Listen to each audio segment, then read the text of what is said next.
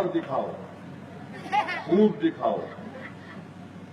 मैं इनका शुक्रगुजार हूं। मगर मेरा सवाल ये है, यहां पर अर्धापुर में आज आपके पास स्टेट बैंक ऑफ इंडिया है, स्टेट बैंक ऑफ हैदराबाद है और भारतीय स्टेट बैंक है। अल्हम्दुलिल्लाह ये मजमा मुसलमान और दलितों पर ज्यादा मुश्तमिल है। अर्धापुर में एक बहुत बड़ी तादाद मुस्लिम अक़लियत की रहती है। आपका जाहिर है इन 3 बैंक में अकाउंट भी होगा। जरा हिंदुस्तान के टीवी वालों को दिखाने के लिए मेरा आपसे एक सवाल है। मेरे भाई, आप बैंक को जा रहे तो आपको पैसा मिल रहा आपका? जरा जोर से बोलो। ये टीवी वाले दिखाओ जरा ये।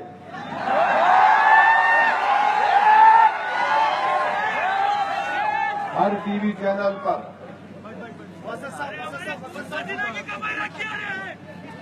हाँ सुनो, मैं वही बोल रहा हूं। हर टीवी चैनल पे ओवैसी बोला हिंदू मुस्लिम क्या, हिंदू मुस्लिम क्या। अरे मेरा पैसा है, मेरे बाप का पैसा है, मेरी मेहनत मजदूरी का पैसा है, मेरी अम्मा का पैसा है, मेरे भाई का है, मेरे खाला का है, फुप्पा का है। बेचारे ससुरे साहब जो है तुझे तो वो पैसा भी है। बैंक वाले एटीएम में नहीं दे रहे तो मैं किसको बोलूं? अगर मैं तकरीर में बोला तो सारे टीवी चैनल वाले बाजा बजा रहे मेरा, क्यों हिंदू मुस्लिम करे। एक बीजेपी का लीडर टीवी पे अभी बोला एंटी नेशनल है। हाँ एंटी नेशनल हूं, क्या करते तुम बोलो? अगर मोदी के खिलाफ बोलना एंटी नेशनल है तो याद रखो जिंदगी भर बोलते रहूंगा इंशाअल्लाह। अगर कांग्रेस के खिलाफ बोलना एंटी नेशनल है तो लिख के रख लो, जिस्म के आखिरी सांस रहेंगी बोलता रहूंगा। ये क्या मजाक है? ये गरीब आवाम मर रही है, पैसा नहीं मिल रहा। अभी पूछा कि भाई आपको कितना पैसा मिल रहा? अर्धापुर के एसबीआई, एसबीएच और भारतीय स्टेट बैंक में तो मेरे को बोले साहब मुश्किल से 2000-3000 रुपए देते। सुबह से शाम तक खड़े रहना। और जब मैं आपकी बात करता हूं, आपके तकलीफ की तर्जुमानी करता हूं, तो ये लोग सारे हिंदुस्तान में मेरे को बदनाम कर रहे। अरे क्या पूरे हिंदुस्तान में तुम्हारे को एक ही मर्द मिला, दूसरा नहीं मिला?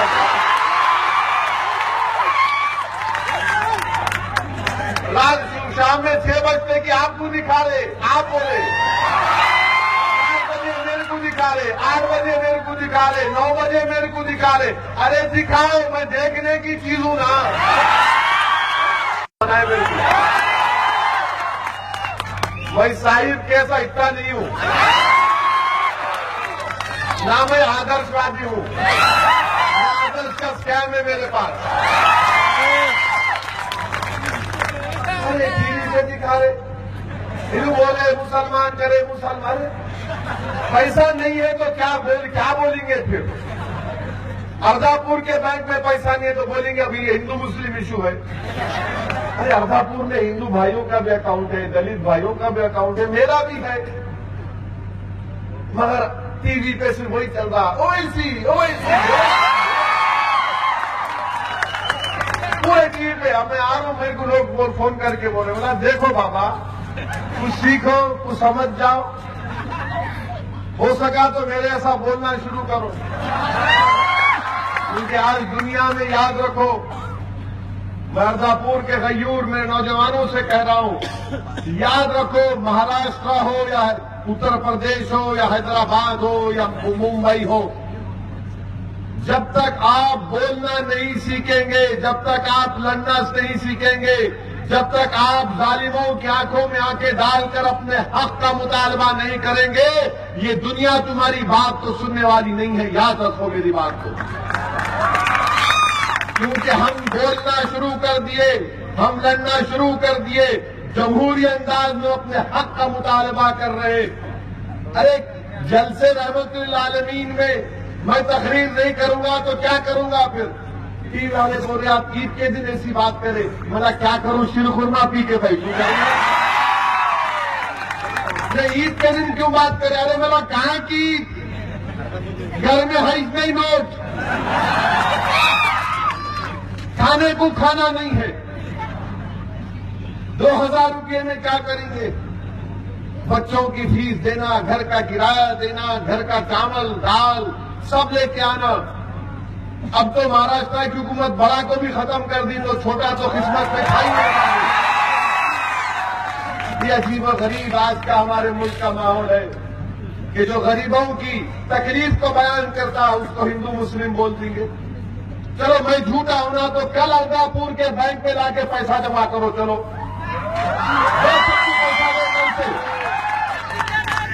पूरा पैसा भर दो अर्दापुर के बैंक पे लाकर। उनके ओवैसी तो भड़काऊ भाषण देता, ओवैसी बदनाम है, तो आप आओ ना बैंक पे लाके पैसा दो। मोदी साहब लाओ पैसा लाके रखो अर्दापुर के बैंक में। चौहान साहब नहीं ला सकते अब, गए होंगे नहीं है।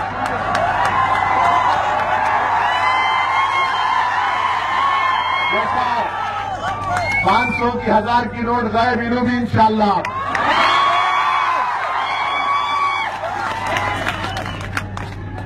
दूसरी बात मेरे भाई, मजलिस की मुखालिफत क्यों की जाती है? मजलिस इत्तेहादुल मुस्लिमीन की मुखालिफत क्यों की जाती है? क्यों कांग्रेस, राष्ट्रवादी कांग्रेस, बीजेपी, शिवसेना, ये तमाम चारों पार्टी मिलकर मजलिस की मुखालिफत क्यों करते? क्या वजह है कि मजलिस को तनकीद करते? क्या वजह है कि मजलिस पर झूठे इल्जामात लगाते? हम पार्लियामेंट के इलेक्शन में कैंडिडेट नहीं खड़ा किए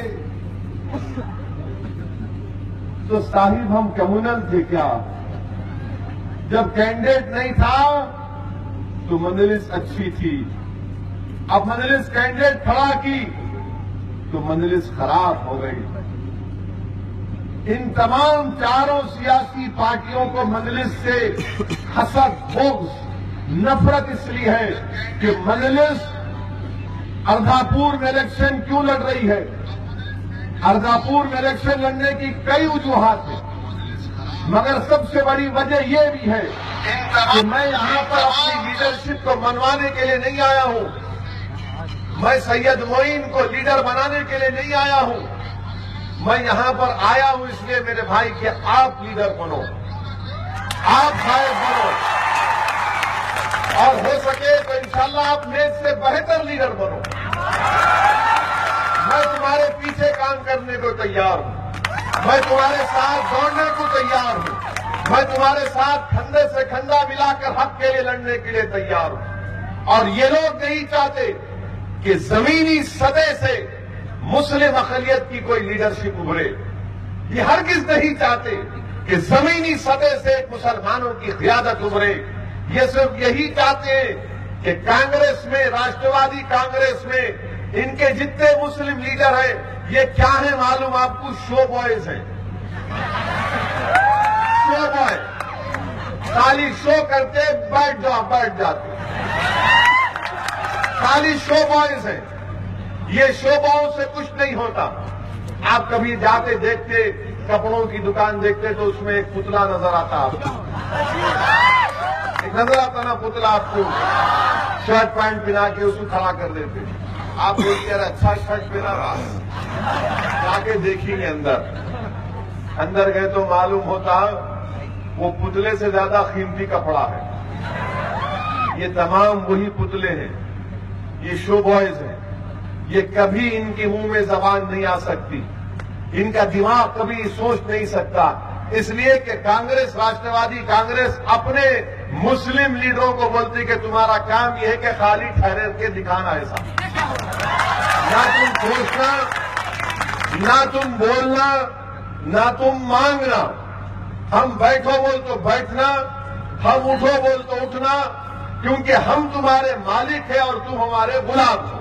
मजलिस ये बोलती कि नहीं, ना तुम मालिक हो ना मैं गुलाम हूं, हम बराबर हैं। अगर हमारे हक का फैसला होगा तो हम तुम्हारा साथ देंगे, नहीं तो हम लड़ेंगे। और 70 साल से हिंदुस्तान में ये होता आ रहा है, 70 साल से ये होता आ रहा है। हमेशा हमको गाली देते रहे कि तुम्हारी वजह से मुल्क का विभाजन हुआ, मुल्क का पार्टीशन हुआ। नहीं, हिंदुस्तान के अगर 2 टुकड़े हुए तो मुसलमान जिम्मेदार नहीं है, उस वक्त की कांग्रेस पार्टी जिम्मेदार है, हम जिम्मेदार नहीं है। हमने कभी पाकिस्तान का मुतालबा नहीं किया। हमने मोहम्मद अली जिन्ना के पैगाम को ठुकराया और कहा कि जाओ, ये मुल्क हमारा है, ये हिंदुस्तान हमारा है, इसके चप्पे चप्पे पर हमारी जहांबानी और जहां पिछानी की निशानियां हैं। इस मुल्क को हमने अपने खून से लाल किया। हमने जिन्ना के पैगाम को ठुकराया तो ये इल्जाम लगाते कि नहीं, तुम्हारी वजह से मुल्क के टुकड़े हुए, नहीं हुए। सुनो नौजवानों, ये तुम्हारी और मेरे आबो इत्तेहाद की वजह से मुल्क नहीं टूटा, ये उस वक्त की लीडरशिप की जिम्मेदारी है। हमने कभी पाकिस्तान का मुतालबा नहीं किया। और फिर क्या बोलते हैं कि तुम कभी उठना नहीं, तुम कभी लड़ना नहीं। मैं पूछना चाहता हूं, आज जो कांग्रेस पार्टी है, जो बड़ी बड़ी बातें करते हैं, मैं इनसे एक ही सवाल करना चाहता हूं। महाराष्ट्र में बदतरीन फसादात बहुत हुए। मैं आपसे सिर्फ यही जानना चाहता हूं कि शहादत बाबरी मस्जिद के बाद बंबई की सड़कों पर जो रंगा नाच हुआ, उसके बाद श्री कृष्णा कमीशन बनाया गया। कांग्रेस राष्ट्रवादी की 15 साल हुकूमत रही। कितने रही? 15 साल। श्री कृष्णा कमीशन के एक सिफारिश पर अमलावरी नहीं हुई, एक अमलावरी नहीं हुई। और श्री कृष्णा कमीशन ने क्या कहा था कि मुंबई के रोडों पर जायदादों को जलाया गया। श्री कृष्णा कमीशन ने कहा कि एक बहुत बड़े लीडर ने जनरल की तरह अपने पार्टी के लोगों को इस्तेमाल किया हमको तबाह बर्बाद करने के लिए। और जब वो बड़ा लीडर इस दुनिया से चले गए तो आपने उनको हुकूमत के पैसों के ऊपर स्टेट फ्यूनरल दिया। आज कांग्रेस पार्टी आकर मजलिस पर इल्जाम लगाती है कि हम फिरका परस्त हैं। तीसरा मेरा पॉइंट कि श्री कृष्णा कमीशन को आप 15 साल में भूल गए। जब मजलिस मनमोहन सिंह वजीर आजम की तारीफ कर रही थी तो मजलिस का दूध की धुली हुई थी। जब मनमोहन सिंह 2008 में नो कॉन्फिडेंस का मोशन आया तो उस वक्त मजलिस इत्तेहादुल मुस्लिमीन ने मनमोहन सिंह की तारीफ की। तो क्या मजलिस उस वक्त फिरका परस्त नहीं थी? मजलिस सेकुलर थी क्या? जब नांदेड़ का बल्दिया का इलेक्शन हुआ, अल्हम्दुलिल्लाह वहां पर कामयाबी मिली 2012 में, तो उसके बाद फौरन इनको लगा मजलिस क्या कर रही है। और 2012 में ही आपने देखा कि मजलिस ने मनमोहन सिंह की हुकूमत से अपनी तारीफ की वापस ली। हमने लिख कर दिया कि हम तारीफ नहीं करेंगे, इसलिए कि यूपीए की दूसरे दौर की हुकूमत ने मुस्लिम अक़लियत के लिए और सेकुलरिज्म के लिए कुछ नहीं किया। 5वां पॉइंट यह है कि महाराष्ट्र में पार्लियामेंट का इलेक्शन हुआ। 42 पार्लियामेंट की सीट पर शिवसेना बीजेपी कामयाब हो गई। मैं जिम्मेदार हूं। तुम्हारी काहेली, कांग्रेस की बदनुमाइयां, कांग्रेस का करप्शन, कांग्रेस का तमाम गलतियां शिवसेना बीजेपी को महाराष्ट्र में कामयाब किया। अर्धापुर की आवाम आप जानते हैं कि पिछले लोकसभा के इलेक्शन में क्या आपने बीजेपी को वोट दिया या साहिब को वोट दिया? ईमानदारी से बोलो, आप बताइए किसको वोट दिया था? चौहान को दिए थे या बीजेपी को दिए थे? फिर दूसरी जगह पर कैसे क्या हार गए? अगर आज जीते चौहान साहब तो तुम्हारी और हमारे वोटों की वजह से जीते। इसमें उनका वोट नहीं था, उनका वोट तो चला गया था मित्रों के पास। मगर आज 42 सीट पर, लोकसभा की सीट पर बीजेपी शिवसेना कामयाब हो गई। मजलिस पर इल्जाम लगाते तुम्हारे बीजेपी को फायदा हो रहा। मैं बनाया मोदी को प्राइम मिनिस्टर। तुम्हारे पास 209 एमपी थे लोकसभा में, तुम 209 से 45 पे आके गिर गए। मैं जिम्मेदार हूं, हर चीज के लिए मंजिल जिम्मेदार। इनके घर में मुर्गी अंडा नहीं दी, मैं जिम्मेदार। भैंस दूध नहीं दी, मैं जिम्मेदार। गाय सुबह में पेशाब नहीं करी, मैं जिम्मेदार। घर में बच्चा नहीं हुआ, मैं जिम्मेदार। इनका लीडर शादी नहीं करता, मैं जिम्मेदार। इन्हें जवान नहीं होता, मैं जिम्मेदार। पेट का दर्द हुआ, मैं जिम्मेदार। सर का दर्द हुआ, मैं जिम्मेदार। अरे सब जिम्मेदार मैं हूं, तो फिर मैं क्या हूं तुम्हारा, ये बता दो पहले। क्या हूं मैं तुम्हारा? मैं नहीं बोल रहा हूं, नहीं तो केस बुक कर दिए लोग। यहां पर सुनिए, अभी सुनिए, अर्धापुर में कांग्रेस को इख्तियार मिला। क्या किए भाई आप काम? अरे मस्जिद को लग के आप शमशान घाट बना दिए, मस्जिद को लगा के। कांग्रेस के लीडर अपने घर के सामने देना था, बाजू बनाना था। क्या कर रही थी कांग्रेस? हमको फिरकापरस बोलते ना कि हम खराब, हम गंदे, आप फैसला करो। अर्दापुर के अवाम आप फैसला करो। कब तक आप धोखाओं इन दगाबाजों का साथ देते रहेंगे? कब तक आप इस पार्टी का साथ देंगे जिसने आजादी के बाद से अब तक सबसे बड़ा नुकसान किसी ने किया तो इसने किया।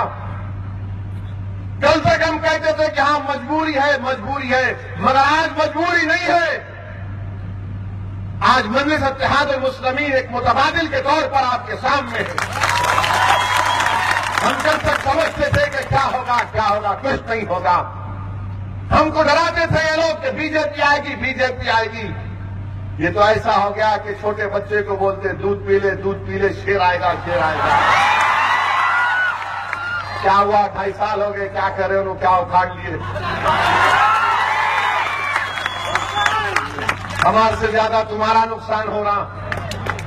हमारे पास है क्या? हमारे पास है क्या जो नुकसान उठाएंगे? हमारे पास तो एक ही दौलत है, ईमान की दौलत है। हमारे पास अगर कोई असासा है तो इसके नबवी है। हमारे पास यही दौलत, यही असासा हमारा। तुम क्या छीन सकते हमारे से? ये हम मर भी जाएंगे तो दौलत और असासा तुमको नहीं लेने देंगे इंशाअल्लाह। दुनिया की कोई ताकत मुझसे मेरा ईमान नहीं छीन सकती। दुनिया का कोई ताकतवर जालिम वक्त का फिरौन मेरे दिल से रसूल अल्लाह सल्लल्लाहु अलैहि वसल्लम की मोहब्बत नहीं निकाल सकता। और इंशाअल्लाह ताला जो लोग हिंदुस्तान में हमारी शरीयत में मदाखलत करना चाहते हैं, सुन लो हमारी बात को, कुछ भी हो जाए, जब तक हम जिंदा रहेंगे शरीयत पर रहेंगे, मरेंगे भी तो शरीयत पर मरेंगे।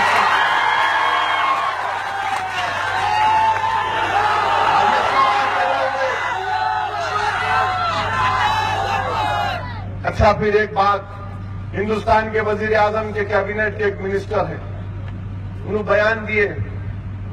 क्या बयान दिए? कि मुल्क में नसबंदी कर देना। नसबंदी से मतलब कोई बच्चा पैदा ही नहीं करना। अरे बच्चे पैदा, नसबंदी कर दो, फैमिली प्लान जबरन। अरे मेरे से प्रेस वाले आके बोले, इन्होंने बोले आप क्या बोलते? मैं बोला देखो मैं कुछ बोलूंगा, आप बोलेंगे क्यों बोले? बोले नहीं आप बोलो। मेरा देखो, बोले ठीक है, फौरन माइक नीचे रखे था, बाजू और क्या बोलते बोलो। मैं बोला मैं ये बोलना चाह रहा था आपको कि मोदी के एक मिनिस्टर ने कहा नसबंदी, आरएसएस के सर संचालक ने कहा कि हिंदुओं को ज्यादा बच्चे पैदा करना, यानी संघ परिवार के लोगों को ज्यादा बच्चे पैदा करना। और उसी संघ परिवार के कैंसर के डॉक्टर है, उनका नाम नहीं लेता मैं, जबान खराब नहीं करना चाहता। उन्होंने ये बोले कि मैं ताकत की दवा दूंगा आपको, ताकि ताकत की दवा खा के आप बच्चे ज्यादा पैदा करें। मैं बोला देखो ये दो चीजें हैं, ताकत की दवा और आरएसएस के चीफ का बोलना कि आरएसएस के जितने चाहने वाले बच्चे पैदा करो। अब मेरे को ये बताओ कि दवा क्यों ना, इसीलिए उन्होंने बोले नसबंदी कर दो। यानी या तो दवा खराब निकली या पेशेंट खराब निकला, दोनों में से तो कोई एक होगा ना। आज तो वो प्रेस वाले बोले अरे अच्छा हुआ आप टीवी पे नहीं बोले, हमारे को बोल दिया। भाई क्या करा, आपको बोल दिया। बात दोनों हो गई ना, उनको भी बोला आपको भी बोला, बात चले गई दुनिया में। अजीब और गरीब है ये लोग। नहीं नसबंदी कर दो, नोटबंदी कर दो, नोट वापसी, घर वापसी, क्या क्या वापसी है जी ये, कहां जाके रुकेगा ये सब। बहरहाल मेरे अजीज दोस्तों बुजुर्गों, अजीब और गरीब माहौल से हमारा वतन अजीज गुजर रहा है। कलेजा कांप जाता है, दिल को तकलीफ होती है जब इस तरह के हम बयानात, इस तरह के हुकूमत के पॉलिसियों को मैं देखता हूं कि हमारा ये अजीम मुल्क कहां जा रहा है। ये हिंदुस्तान, अंबेडकर का हिंदुस्तान, ये हिंदुस्तान कहां जा रहा है मेरे भाई। नोटबंदी हुई तो 120 लोग मर गए, हमारे वजीर आजम को कोई फिक्र नहीं है। हमारे वजीर आजम नोटबंदी 500,000 की नोट बन करके जापान गए, जापान जाके हंस रहे थे, वापिस आए गोवा में तो रो रहे थे। फिर बाहर जाके बोल रहे कि कल तक 50 की 100 की नोट की अहमियत नहीं थी, अब है। हिंदुस्तान के वजीर आजम यहां पर इस जगह पर हमको कम से कम 50 ही दिला दो, आप एक 10,000 रुपये दिलाओ, 100 के दिला दो, मगर कुछ नहीं मिल रहा। वजीर आजम बोल रहे कि नहीं ऐसा करेंगे। अब हिंदुस्तान के वजीर आजम बोल रहे कैशलेस कर देंगे, यानी किसी को जरूरत ही नहीं है, फोन के ऊपर कर लो। हिंदुस्तान के वजीर आजम, हिंदुस्तान में 21,000 मंडियां हैं, हिंदुस्तान में 21,000 मंडियां हैं, हिंदुस्तान में छोटे बड़े कारखाने 3 करोड़ 80 लाख हैं। ये तमाम के तमाम कैश पर चलते हैं, क्रेडिट कार्ड नहीं चलता। हिंदुस्तान में खाली 2% लोगों के पास क्रेडिट कार्ड है। मैं आप तमाम के साथ हूं मेरे भाई। मैं जानता हूं, थोड़ी बहुत मुझे फिक्र है, मैं जानता हूं कि आपको कितनी तकलीफ है। ये 500,000 की नोट जो चली गई, इसमें सबसे ज्यादा नुकसान गरीबों को हुआ, मेहनत कशों को हुआ, गरीबों को हुआ, दलितों को हुआ, मुसलमानों को हुआ, किसानों को हुआ। मैं आपके साथ हूं, आपके गम में मुझे भी शामिल रखो आप। हो सकता है कि मैं तुम्हारी पूरी तकलीफ को नहीं समझ पा रहा हूं, मगर यकीनन मैं जब तुम लोगों के चेहरों को देखता हूं तो उन चेहरों पर जो निशानियां हैं, जो पेशानी पर बल है, जो आंख में आंसू है, यकीनन मुझे भी तकलीफ पहुंचाती है कि एक शख्स जो हिंदुस्तान का वजीर आजम बना, जिसने वजीर आजम बनने से पहले सारी दुनिया के सामने कहा था कि मैं गरीबी से ऊपर आया हूं, मैंने गरीबी देखी है। हिंदुस्तान के वजीर आजम ने हिंदुस्तानियों से कहा था कि मैंने ट्रेन के प्लेटफॉर्म पर चाय बनाकर बेची है। यकीन नहीं भाई, नहीं, ये मजाक नहीं है। गरीब कुछ भी काम कर सकता है, चाहे चाय हो, कुछ हो, मगर लोगों ने समझा कि हाँ ये शख्स है जो कह रहा है कि उसने गरीबी देखी। हिंदुस्तान के वजीर आजम, जब आपने गरीबी देखी तो आपने इन गरीबों पर इस तरह का जुर्म क्यों कर दिया, उनको कैसे नुकसान पहुंचा दिया? अगर आप गरीबों के हमदर्द थे तो आपने एक ही झटके में हिंदुस्तान के गरीबों को कंगाल बना दिया, भिखारी बना दिया। हम अपना पैसा निकाल नहीं सकते। मेरे अजीज दोस्तों और बुजुर्गों, अपने वतन अजीज की फिक्र करो। यकीनन ये नगर परिषद का इलेक्शन है, मगर आपको एक पैगाम देना पड़ेगा मजलिस को कामयाब करके बीजेपी और कांग्रेस को कि हम तुम्हारे ये फरेब के जाल में आने वाले नहीं हैं। अब हम तुम्हारे फरेब के जाल में आने वाले नहीं हैं और हम अपनी जमात मजलिस को कामयाब करेंगे। जब मराठाओं ने निकलकर अपने आरक्षण का जुलूस निकाला और पुरअमन जुलूस निकाला, मैं यहां पर आप तमाम को सलाम करने के लिए भी आया हूं। मैं आप तमाम को सलाम करने के लिए भी आया हूं कि अल्हम्दुलिल्लाह नांदेड़ के गयूर मुसलमानों ने जो लाखों की तादाद में खामोश जुलूस निकाला, आपने लाखों की तादाद में खामोश जुलूस निकाला, मगर याद रखो तुम्हारे उस खामोश जुलूस के सन्नाटे की भी आवाज थी और उस सन्नाटे की आवाज हिंदुस्तान के हर गली कूचों में और दिल्ली की सल्तनत पर एक जालिम बादशाह के अखान तक भी पहुंची। इस्लाम को तकवा। यकीनन अर्दापुर से भी आप गए होंगे नांदेड़ को, उस जुलूस को कामयाब करने के लिए मैं आपका शुक्रगुजार हूं। पूरा अर्दापुर था।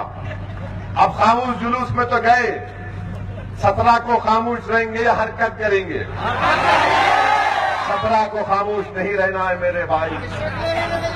17, 18 के दिन खामोश नहीं रहना है। इस खामोशी को तोड़ना है। जो लोग हमारी जबानों को खामोश कर चुके हैं, उनको पैगाम देना है कि हम एक जिंदा इंसान है। अल्लाह ने हमको दिमाग दिया, हम उस दिमाग को इस्तेमाल करके अपने अच्छे और बुरे का फैसला करेंगे। छोड़ो ये तमाम पार्टियों को, ये कांग्रेस को, ये बीजेपी के डर से, मोदी के डर से, आरएसएस के डर से, शिवसेना के डर से नहीं मेरे भाई। ये डर डर के हम जिंदगी नहीं गुजार सकते। हम इस मुल्क के बाइज़्ज़त शहरी हैं और रहेंगे इंशाअल्लाह ताला। ये मुल्क हमारा था और हमारा रहेगा इंशाअल्लाह ताला। हम इस मुल्क में जीते आए और जीते रहेंगे और हमको अपने हक के लिए लड़ना है। ये जमहूरियत हमको इस बात की इजाजत देती कि हम अपने हक के लिए लड़ें। अगर हम नहीं लड़ेंगे अपने लिए तो कौन लड़ेगा? और लोग आकर बोलेंगे आपको, अरे ये मजलिस के रास्ते पर मत चलो, ये मजलिस का रास्ता ठीक रास्ता नहीं है, ये खराबी लेकर आएगा, टेंशन लेकर आएगा, क्या क्या इल्जामात लगाते नहीं मालूम दीवाने। ये एक बचपने में एक गाना सुना था गलती से, क्या था वो? कोई पत्थर से ना मारे मेरे दीवाने।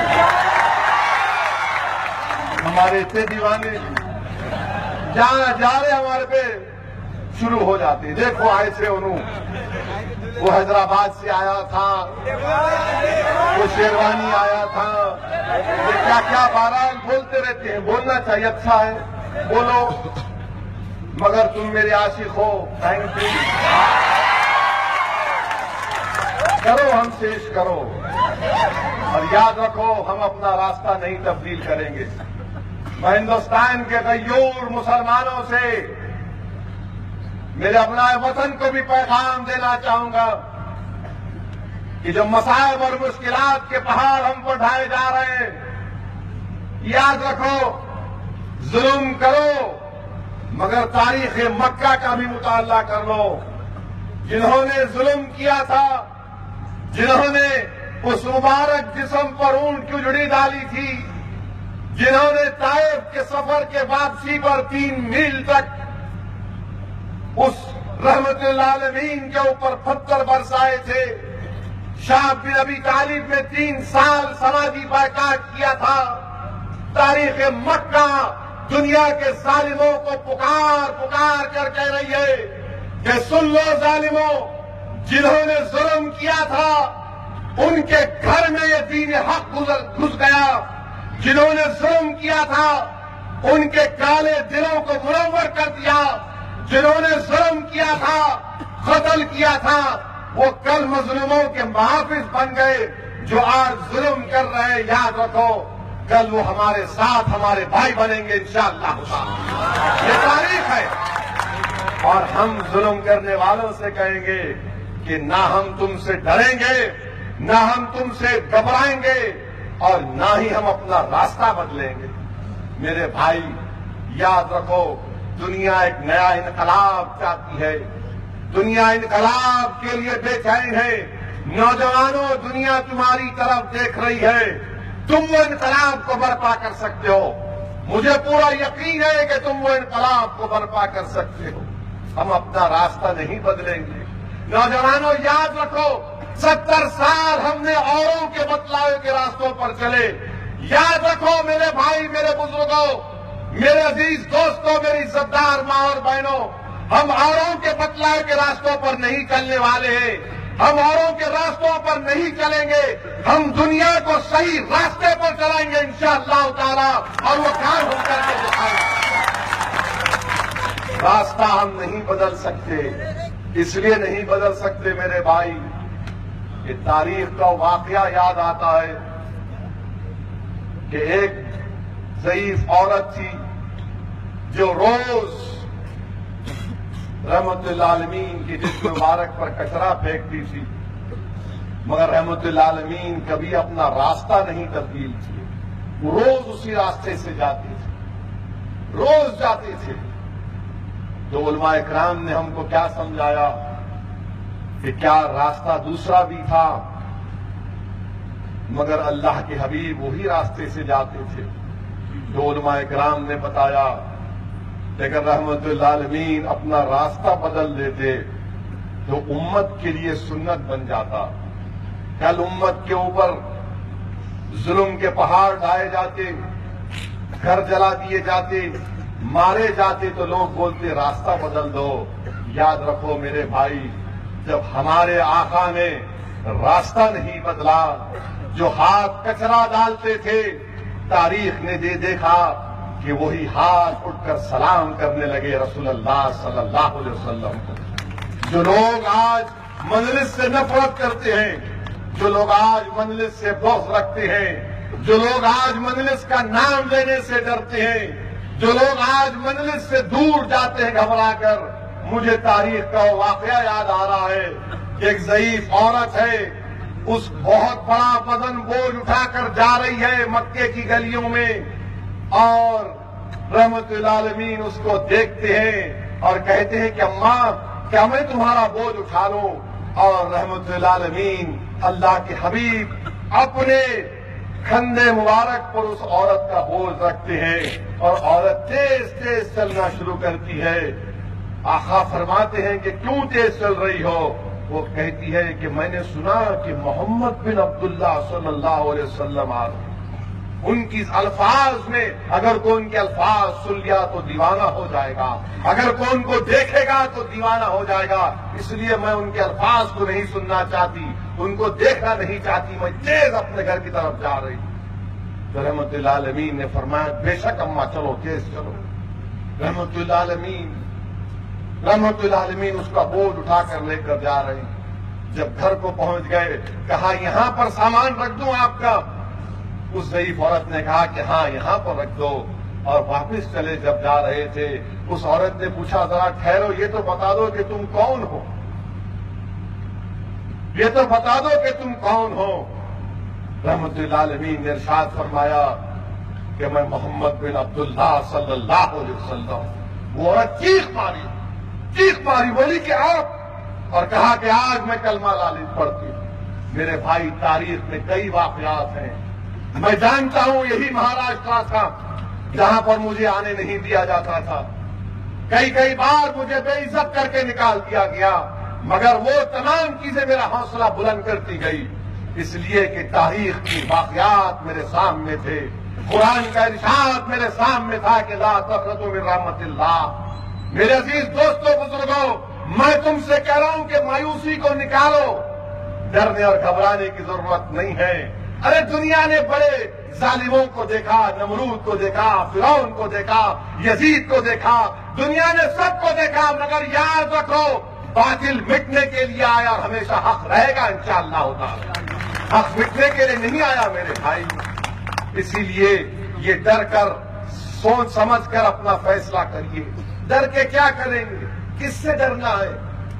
याद रखो इस दुनिया में एक ही बार हम आते हैं, दोबारा नहीं आते। अपने पास रीइंकार्नेशन का नहीं है कॉन्सेप्ट। ओनली वंस, एक ही बार आना, सही काम करना, नेक काम करना, हक अदा करना सबका, और जब टाइम आ गया तो जमीन में जाना, आराम से सोना, और जब उठाए जाएंगे जब हिसाब किताब करना। अपने पास दोबारा आने का मामला ही नहीं। तो इसलिए एक ही जिंदगी है, अच्छा गुजारो, गुलामी में गुजारो। किसकी गुलामी में? अल्लाह उसके हबीब की गुलामी में। ये नासरुद्दीन ओवैसी का साथ दो, बल्कि मैं तो तुमसे कह रहा हूं कि अपना साथ दो मेरे भाई। मैं हिंदुस्तान के कई जगहों पर गया हूं और इंशाअल्लाह जा रहा हूं। एक ही चीज नजर आती है कि जहां हमारी बस्तियां हैं वहां रोड नहीं है, वहां पर मोरियां नहीं है, मोरियां हैं तो खुले मोरियां हैं और उसमें बद जानवर दौड़ रहा है। हर जगह यही है। और ये क्यों होता है? इसलिए कि हमारी कोई आवाज नहीं है। हमेशा इलेक्शन आता तो लोग बोलते अब क्या करेंगे भाई, इन्हीं से उनके साथ दो, इन्हों खराब है, मालूम गंदे है, और क्या करेंगे? नहीं मेरे भाई, अब हम है ना आपके साथ, हम है आपके सामने है ना। जब तक आप इन लोगों का साथ देंगे जो कभी हमारा आपका साथ नहीं दिए। मैं आपसे कह रहा हूं आज, अगर वो नांदेड़ का बम ब्लास्ट जो हुआ था, जिसमें दाढ़ियां निकली थी, जिसमें टोपियां निकले थे, अगर वो सही तहकीकात कांग्रेस करती तो मालेगांव का बम ब्लास्ट नहीं होता था, मालेगांव का बम ब्लास्ट नहीं होता था, जिसमें हमारे बच्चों की जिंदगियां खराब हो गई, 5 साल जेल में रहना पड़ा, मासूम लोग 32 लोग मारे गए। यही कांग्रेस पार्टी थी ना पावर में। कब तक आप यही सोच सोच कर, याद रखो, अगर आपकी आवाज बल्दिया में होगी, असेंबली में होगी, पार्लियामेंट में होगी, तो हम अपने मसाइल के लिए लड़ सकेंगे। लोग बोलते, अरे भाई तुम्हारे 2, 3, 4 जीत गए तो क्या होता, तुम्हारे 8 जीत गए तो क्या होता। मैं उनसे एक ही कहता हूं, देखो भाई, मैं हिंदुस्तान की लोकसभा में अल्हम्दुलिल्लाह एक ही हूं अपनी पार्टी से, 540 की लोकसभा में एक ही हूं, मगर अल्लाह का फजल है कि जब खड़ा होता हूं तो 400 तो खड़े हो जाते हैं।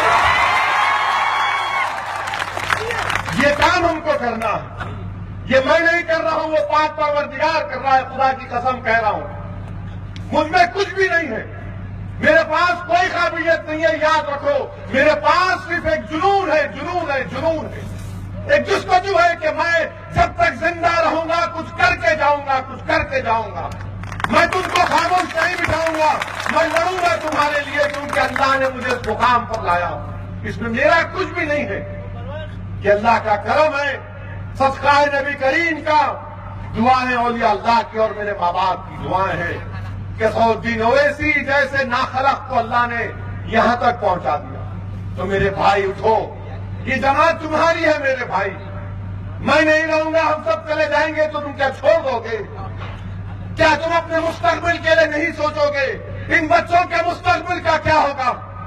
क्या इसी तरीके से 60-65 साल तक हम लोग गुलामी की जिंदगी गुजारते रहे? अगर आज इस मुकाम पर अदापुर में अगर हमारी तरक्की की निशानियां हैं तो उसमें कांग्रेस का कोई रोल नहीं रहा, ये हमारी मेहनत थी। अगर हमारे बच्चे पढ़ रहे तो कोई कुछ नहीं किया, हमने मेहनत मजदूरी की और बच्चों को पढ़ाया। अगर हमारे पास गाड़ी आई, मोटरसाइकिल आया, एयर कंडीशन आया, तो क्या दिया हुकूमत ने? हमने मेहनत की है। जब तुमने सब कुछ अपने हाथ से किया तो मैं तुमसे कह रहा हूं, आगे बढ़कर इस जमात को थाम लो। ये जमात तुम्हारी है मेरे भाई, इसको थाम लो। हिंदुस्तान की सियासत में आज जरूरत है हमको अपनी आवाज की, अपनी पहचान की, अपनी नुमाइंदगी की, कि कम से कम अर्दापुर की बल्दिया में कोई जाए, लड़े आपके लिए, काम करवाए, तरक्याती काम करवाए। वरना क्या है, ये लोग ये समझ रहे हैं कि वोट के नायक एक वोट के लिए 500 रुपये, 1000 रुपये, 3000 रुपये दे देंगे। नहीं मेरे अजीज दोस्तों, ये 5000, 3000 का मामला नहीं है, ये हमारी नस्लों का मामला है, ये हमारी इज्जत नफ्स का मामला है, ये हमारी शनाख्त का मामला है। अगर हम इसी तरह से जालिमों का शिकार हो जाएंगे तो याद रखो, आज वोट गया, कल खुदा ना खास्ता ईमान चला जाएगा। उठो मेरे भाई, अपने आप में एक नई तब्दीली पैदा करो। क्या क्या मसाइल है यहाँ पर? सिविल हॉस्पिटल नहीं है, 3 किलोमीटर दूर है, बीमार आदमी गए जब तक परेशान हो जाता। खाली मैट्रिक तक तालीम है, मैट्रिक तक तालीम है खाली।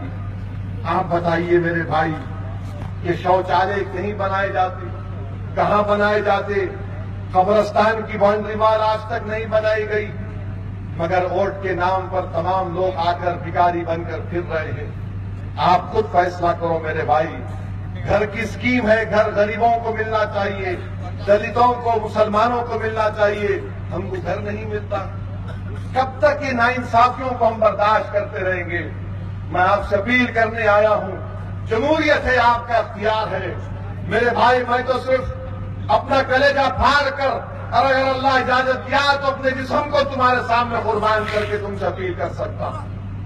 मगर दिल का मोड़ने वाला तो अल्लाह है। जमहूरियत में वोट डालना आपका काम है, मेरा काम नहीं है। मैं सिर्फ यहां पर आकर आपसे इल्तिजा कर सकता हूं।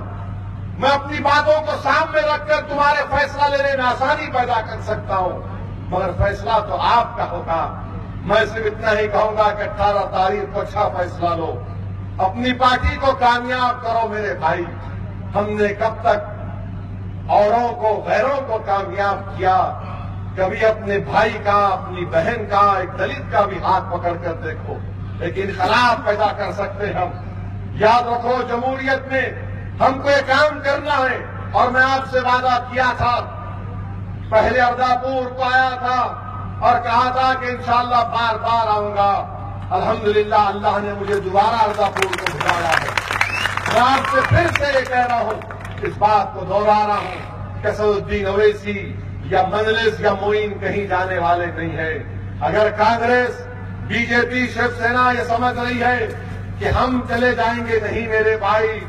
हम जब तक जिंदा अल्लाह हमको रखेगा, हम महाराष्ट्र के हर उस इलाके में जाकर अपने झंडे को गाड़ेंगे, कोशिश करेंगे, मेहनत करेंगे। और अल्लाह की जात से पूरी उम्मीद है कि अल्लाह दिलों को मोड़ने वाला है। जरूर अल्लाह आपके दिल में मजलिस की मोहब्बत को डालेगा। मैं फिर से आपसे अपील कर रहा हूं कि 18 तारीख के दिन बाद नमाज फजर सुबह के अवलीन सातों में अपने घर से निकलिए, पूरे अफराद खानदान को लेकर जाइए और पतंग के निशान पर बटन दबाकर अपने इत्तेहाद का सबूत दीजिए। शुक्रिया, खुदा।